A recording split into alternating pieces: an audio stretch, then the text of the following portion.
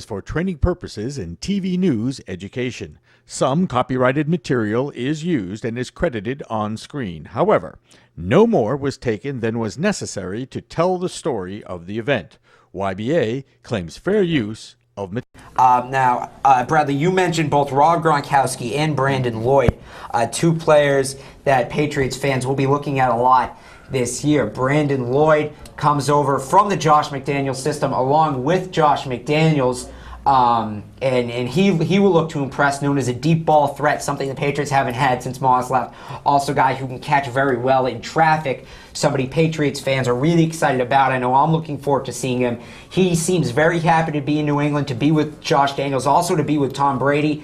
He was running, it seemed like he was the third wide receiver running reps behind Wes Welker and Jabbar Gaffney. He was mostly the third wide receiver in the drills, although I think he can give Gaffney a run for that second spot. Another guy obviously going to pull up a lot of attention is Rob Gronkowski. The summer of Gronk just ended, which included the dancing the night after the Super Bowl, that god-awful reality show on NBC, the shaving of the hair, all that stuff. But the summer of Gronk is now over. Patriots fans, every time he caught a pass yesterday at training camp, got a standing ovation. His ankle looked fine, no tape on it or anything. I saw him standing up defensive ends and blocking drills. And he did come off the field at one point towards the end of practice for 15 minutes, grabbing his face, came back with a bandage on his chin to a standing ovation, but all signs point to him being okay and somebody the Patriots are looking to get going. And another guy I'd like to mention at the tight end position who looked good, Vincente Shanko. For somebody who had an off year last year, I think as the third tight end, could come out, surprise a lot of people. He looked good, a little bit slow, and that's kind of what you get from being signed late. You may not be working out as hard, but he's somebody who looks very promising. So now, Bradley, you're there. One guy I want to look at is Deion Branch also. Deion Branch was a guy, he was getting reps. It seemed like him and Lloyd seemed to be switching off, running the same routes. And there's a question whether Branch will make the team this year. Not all wide receivers kind of in question. So, Bradley, a player that disappointed you yesterday? I would have to say Edelman. He really didn't look like he wanted to be there. He sort of needs to be in focus with everything they have to do and full speed to stay on the team and be with the teim for very long in years to come. Liam, a guy you think maybe end up being a disappointment this training camp? A disappointment this training camp? I would say maybe Brandon Spikes. As a guy that's had a lot of injury issues throughout his career so far, very short career so far, but a lot of injuries. I think he could get an injury really quick. That's one thing, and he doesn't always seem to care as much as he should. George? I think I would have to say Stephen Ridley, actually. I do think Danny Woodhead is the starting halfback, though lots of people would disagree on that. And though I still think Stephen Ridley, I don't really know if he can really handle that starting job. I think he might be a little bit of a disappointment here at training camp. Yeah, Woodhead's probably going to be the third down back when you look at this team. Yeah, I think you look at Ridley, and they said Ridley is the starter as of right now. You have Ridley and Vereen more so splitting the carries. Woodhead comes in as your Kevin Falk, your receiving third down back. Oh, they are saying his carries may be up a little this year, especially if one of those younger guys seems a bit unsure. I don't think they'd feel afraid to throw Woodhead in there. Then, of course, you have Bolden, as I mentioned earlier, just kind of there in case something goes wrong. I think, this is I'm not saying he's going to be a disappointment, but a make or break camp for Sebastian Vollmer. He's already started out hurt, but he showed a lot of promise that year. Matt Light got hurt his rookie year. He came in, played very well protecting Brady's blind side, but since then he's had injury problems. He's had strength problems. He's had consistency problems, and Nate Solder looked great, and he's looking to take that job from him. They started Robert Gallery at left tackle, so taking Matt Light's old job. So now it's the right tackle that's up. That's up to get.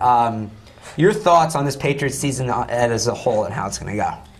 I see the Patriots coming back big and strong. They really address their real problems of the season last year, their pass rush and the secondary. See them going big.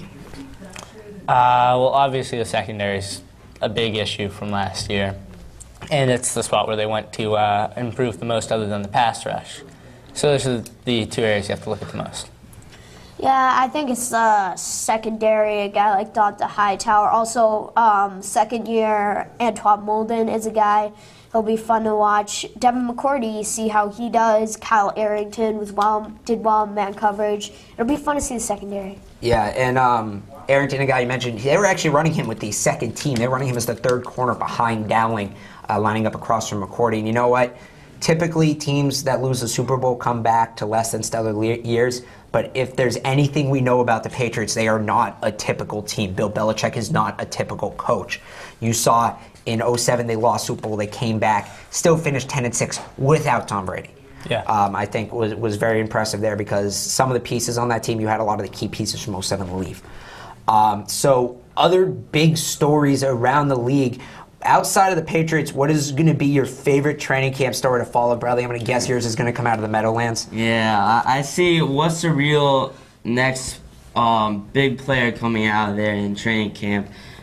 Big question is... So the next Victor Cruz, kind of. Yes, and I see they got another guy from UMass, Julian Talley. I see him doing something. They're excited about him, but who knows? Liam. I would say probably the Maurice Jones-Drew holdout. That's got to be a huge story, especially with Jacksonville being as bad as they are. He's really their only bright spot. Well, I'm looking at the Seahawks. I did pick them to win their division, but I want to see who will be the QB. I think it will be Matt Flynn in the end. Tavares Jackson, they gave him a big contract, though. I don't think he can perform to the level that they want him to. Russell Wilson, I think they might need to wait a year or two on him, a type of Ryan Tannehill kind of guy that you give a few years to develop. So I want to see how that plays out. That's Wilson, safe to say. Flynn, And first of all, I want to Jackson. thank all of you for not mentioning the Jets.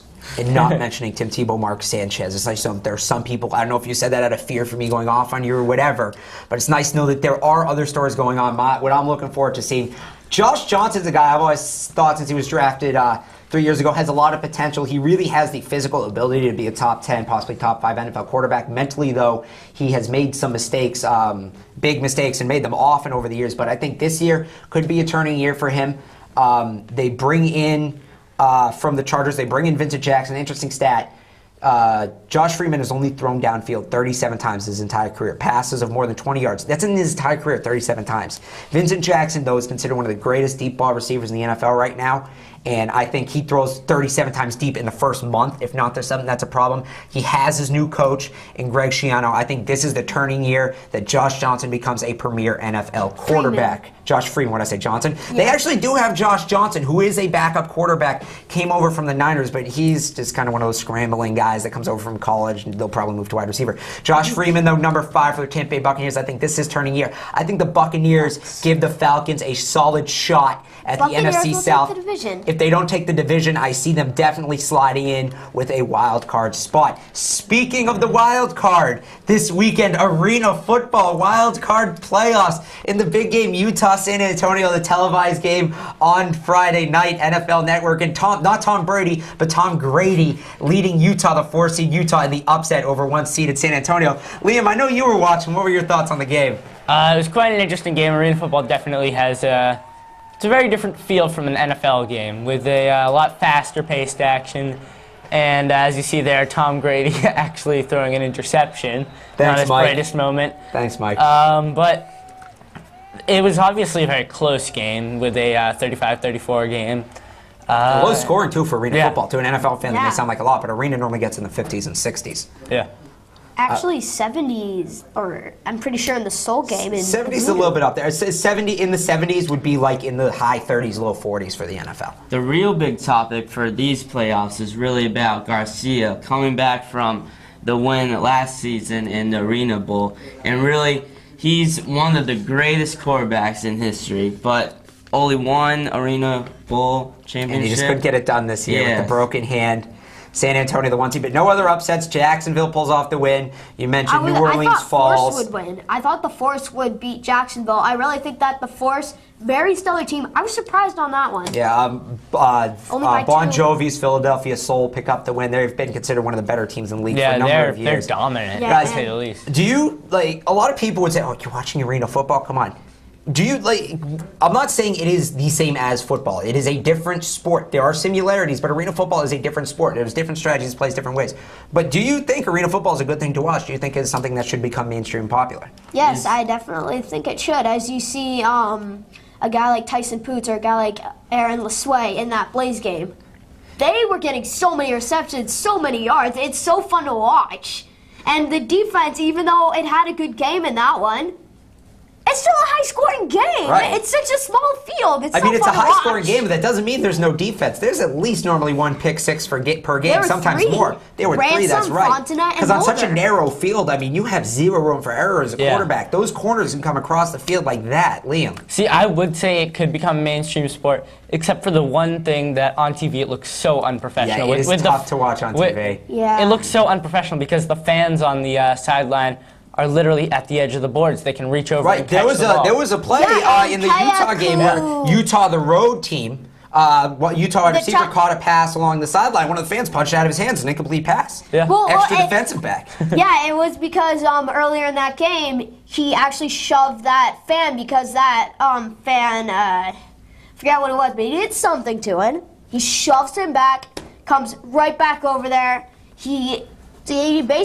juggled the ball, and then the fan just takes it, and then you see Aaron LeSway, he bobbles it, and it's catching it. He's like, Well, not there's a that famous time. play from last year that was on SportsCenter's non-top Yeah. 10 over and over where the kick returner gets the ball Yeah, up against the and stands then and the he fans are grabs just him, holding him he back. grabs him. And the other team's coming up giving him fist bumps. But, I got to say, I think an arena football team in Boston, I would go. You see guys playing into their 40s, guys like Aaron Garcia, who's, I think, 43, 44 at this point. Yeah, he's old. How 42. great would it be to see Doug Flutie throwing touchdown bombs in the Boston Tim Garden? Tebow- Does it get any more Boston Tim than that? Tebow is perfect for Tim Tebow, too. I think that would be the arena perfect football. thing for Tim Tebow. We I get him out of the know. NFL. We're done with all this, and he would be very fun to watch in arena football. Oh, yeah. All right, Definitely. I think we just talked for arena football for about 10 minutes, which is 10 minutes more than it's been talked about on camera for the last couple of years. Yeah. On to the next topic.